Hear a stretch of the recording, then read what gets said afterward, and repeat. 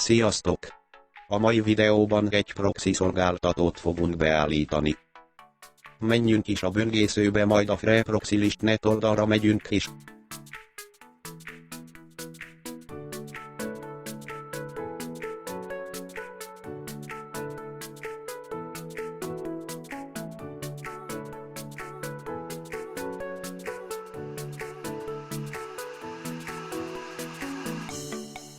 keresünk egy olyat, hogy HTTPS és ennek IS-nek kell lennie, ezután kimásoljuk a proxy-t.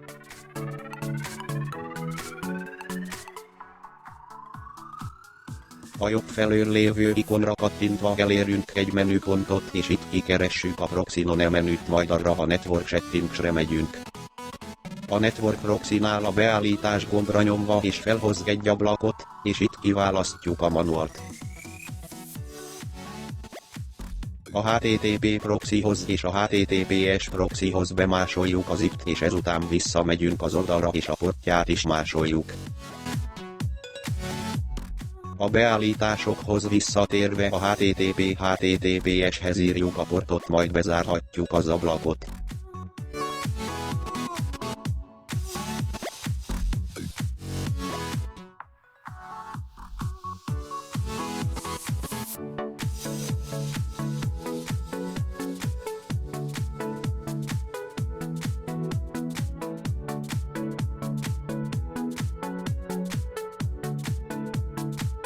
Ahogy látjátok, német lett az oldal, miközben Magyarországon vagyok.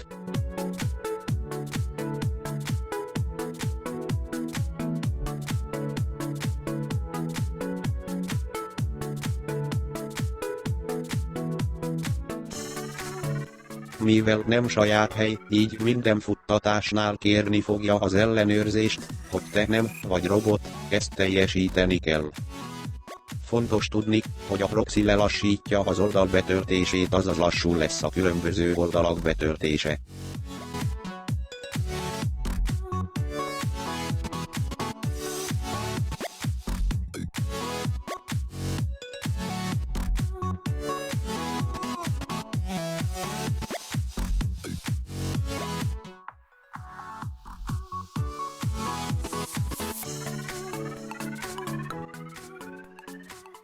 Látjátok az oldalon az ISP-nél, hogy nem hazudok, tényleg Németországot ír, pedig nem ott tartózkodok.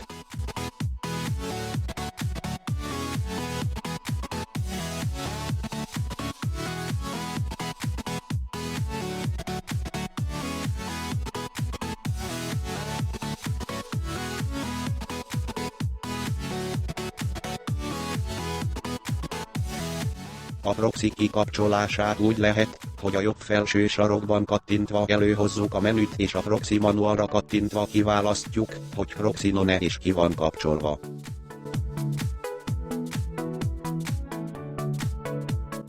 Köszönöm a figyelmet, remélem segítettem nektek ebben. Na, sziasztok!